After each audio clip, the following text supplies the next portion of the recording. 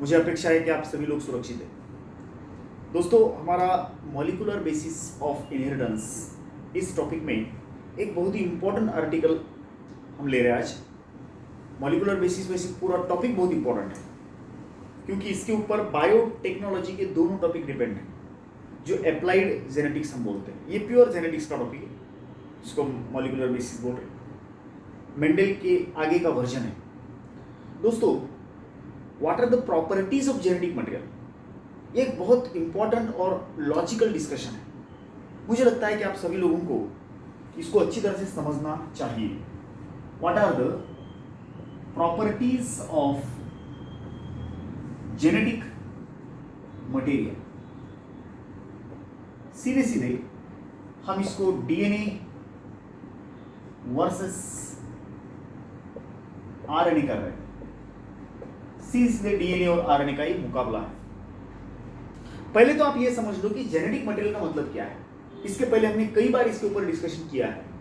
दोस्तों, genetic material वो material होता है, वो बायोमॉलिक्यूल होता है जिसके ऊपर जीन्स बैठे हैं, जिसपे मेंडल के फैक्टर्स बैठे हैं, जॉनसन के जीन बैठे हैं। जिस पर ये फैक्टर्स है, जीन्स है, वो जेनेटिक मटेरियल है। दूसरी भाषा में ऐसा मटेरियल सेल का, ऐसा बायोलॉजिकल मॉलिक्यूल सेल का कि जो लक्षणों को, जीन बोले तो लक्षण, जीन बोले तो प्रॉपर्टी, कैरेक्टर, शरीर के कुछ लक्षण, जो मटेरियल लक्षणों को एक पीढ़ी से अगली पीढ़ी में, पैरेंटल जनरेशन से उनके ऑफस्प्रिंग्स में, बच्चों में लेके जाएगा, वो होगा जेनेटिक मटेरियल। तो ऐसा जेनेटिक मटेरियल कौन होना चाहिए या उसके प्रॉपर्टीज कौन सी होनी चाहिए? दोस्तों, जब बायोलॉजी की शुरुआत हुई होगी तो वहां पर स्टार्ट में RNA was the genetic material, ऐसा अंदाज है। हमारे पास बहुत पुख्ता सबूत नहीं है, लेकिन फिर भी हम न्यूक्लिक एसिड्स जो है वो दो मानते हैं। न्यूक्लिक एसिड, ये न्यूक्लिक एसिड जो है वो दो है, एक डीएनए है एंड एक आरएनए है। डीएनए और आरएनए ये दो न्यूक्लिक एसिड्स हैं। दोस्तों, ये दो न्यूक्लिक एसिड्स में से ये जो आरएनए है वो डीएनए का पूर्वज माना जाता है। ये आरएनए जो है इससे डीएनए बना। अगर पहले कौन आया तो आरएनए आया, उसके बाद जो है वो डीएनए आया।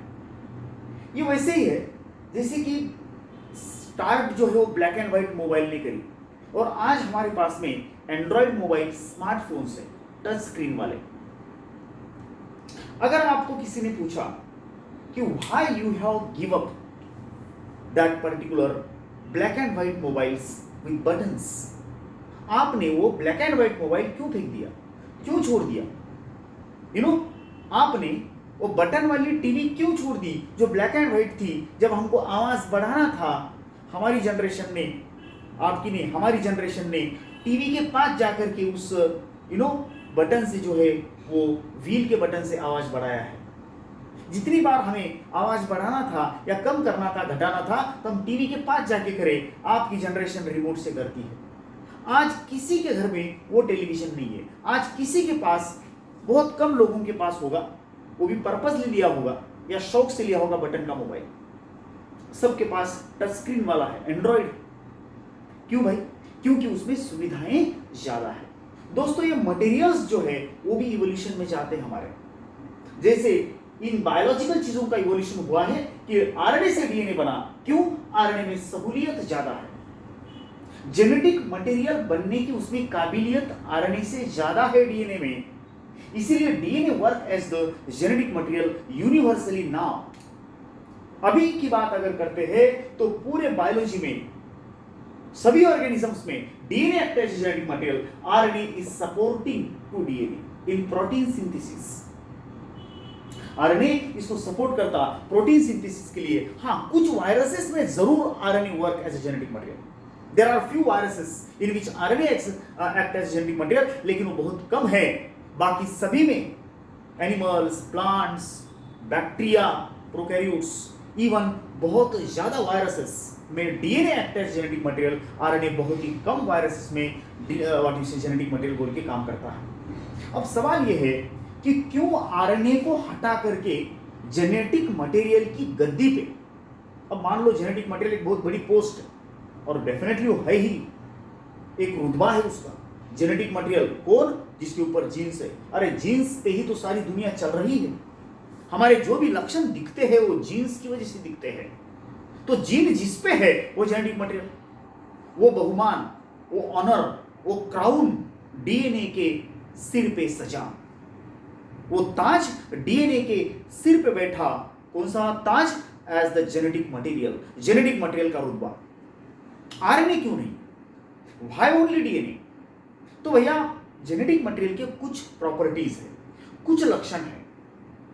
वो जो लक्षण ये फॉलो करेगा वो जेनेटिक मटेरियल होगा। वैसे ये दोनों आरएनए और डीएनए दोनों जेनेटिक मटेरियल बनने की काबिलियत रखते हैं, क्योंकि कुछ वायरसेस में RNA work as genetic material, कुछ वायरसेस को छोड़ के बाकी पूरी बायोलॉजी में, बायोलॉजिकल दुनिया में डीएनए जेनेटिक मटेरियल। लेकिन कुछ वायरसेस में आरएनए ऐसे जेनेटिक मटेरियल है ना,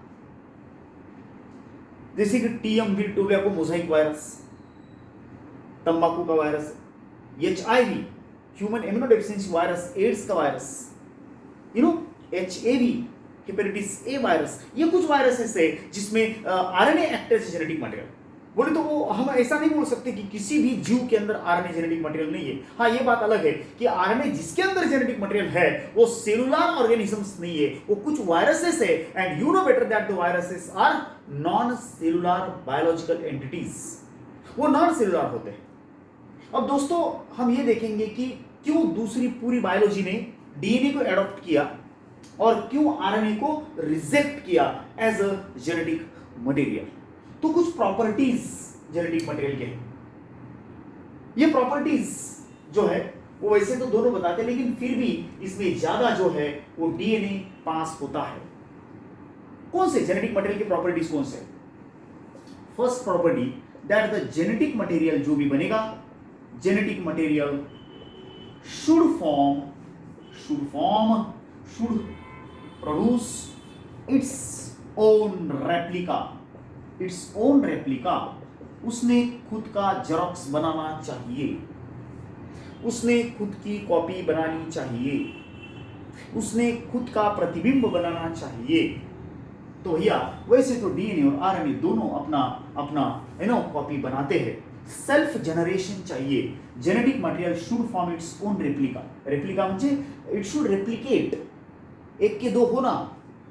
ऐसा नहीं कि उसका निर्माण किसी और ने करना है, बल्कि उसने खुद का निर्माण खुद करना है। ये रिक्विजिट है, ये जरूरत है, ये कंडीशन है, शर्त है।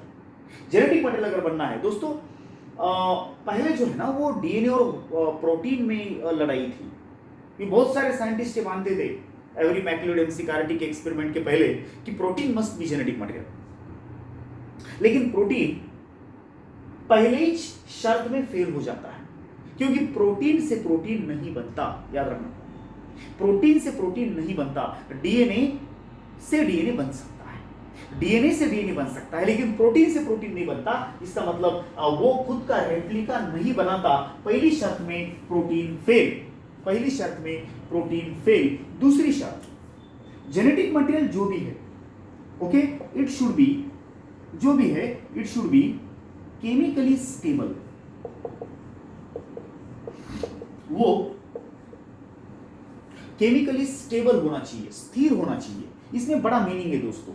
वैसे तो आरएनए भी अपना रेप्लिका बनाता, डीएनए भी अपना रेप्लिका बनाता। आरएनए से आरएनए बन सकता है, जेनेटिक आरएनए अगर है तो, जेनेटिक मटेरियल बोल के है तो, वायरसेस का आरएनए है तो, ओके, आरएनए से आरएनए बनता है, ठीक है, और डीएनए से डीएनए भी बनता है। ये शर्त दोनों ने सेटिस्फाई करी। लेकिन ये जो दूसरी वाली शर्त है वो आरएनए थोड़ा सा कमजोर पड़ता है दोस्तों। यहां पे इसका मतलब क्या होता है कि केमिकली जो भी जेनेटिक मटेरियल है वो सस्टेनेबल हो, माने स्टेबल चाहिए। बोले तो उसने अपना स्वरूप ज्यादा देर तक टिकाना चाहिए। आप नहीं समझे? देखो ये सिंगल स्टैंडर्ड आरएनए है और ये उसके ऊपर के बेसिस है, एन बेसिस। एंड आपको अच्छी तरह से पता है कि जो डीएनए होता है वो डबल स्टैंडर्ड होता है, और ये दो धागे आपस में बंधे हैं by hydrogen bonding at the centre. उसका जो बैकबोन है वो जो है ना वो फॉस्फेट एंड शुगर है, शुगर एंड फॉस्फेट है, और सेंटर जो है वो it is taken by N base, nitrogenous base and hydrogens. Hydrogen और एन बेस जो है वो it is at the centre, वो सेंटर में। दोस्तों अगर हम आरएनए की बात करते हैं तो ये अपने स्वरूप को ज्यादा देर तक बचा नहीं पाएगा एज ए जेनेटिक मटेरियल। कैसे बोले, इसमें जो भी बेसिस है व्हाटएवर में भी, इसके ऊपर एक्सरे पड़े, गामा रेज पड़े या फिर अल्ट्रावायलेट रेज पड़े, तो दोस्तों इसके बेसिस जो है वो एक्सचेंज हो सकते हैं, इसका मतलब वो चेंज हो सकते हैं। और अगर बेस का सीक्वेंस बदल गया दोस्तों, जीन बदल गया। जीन जो होता है ना, जेनेटिक मटेरियल, अगर ये आरएनए जेनेटिक मटेरियल है तो इसके ऊपर जीन्स का मतलब होता है यहां से यहां तक एक जीन, यहां से यहां तक एक जीन, इस तरह के जीन बैठे होते हैं। और ये जीन जो है एक्स जीन, वाई जीन जो भी है, तो ये सीक्वेंस का नाम है। ये सीक्वेंस ही बदल गई तो इस जीन का मतलब बदल जाता है, लक्षण बदल जाता है।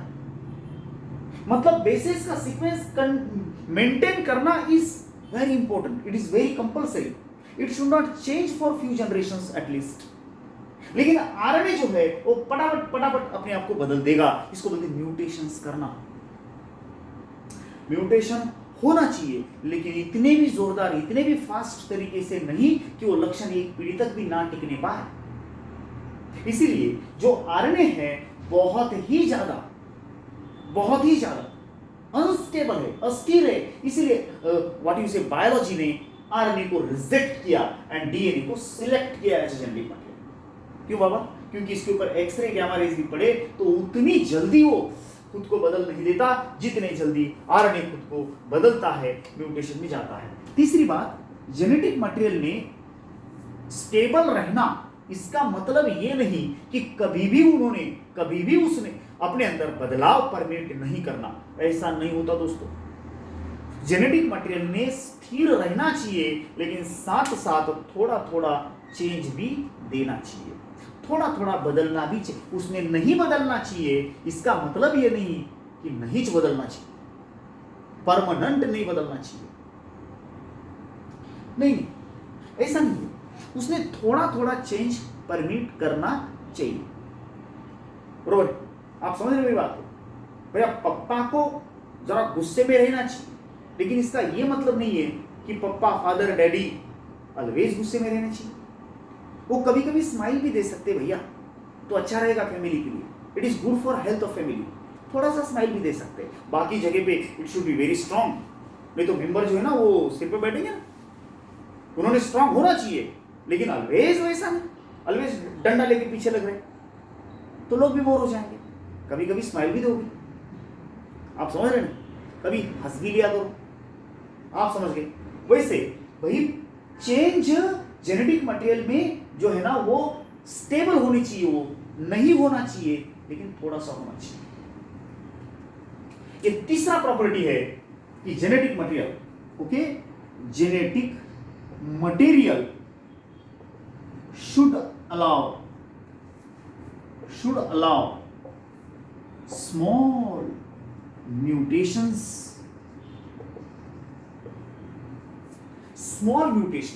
उन्होंने थोड़ा थोड़ा बदलाव देना चाहिए ताकि उत्क्रांति का पहिया चलता रहे, एवोल्यूशन का पहिया चलता रहे।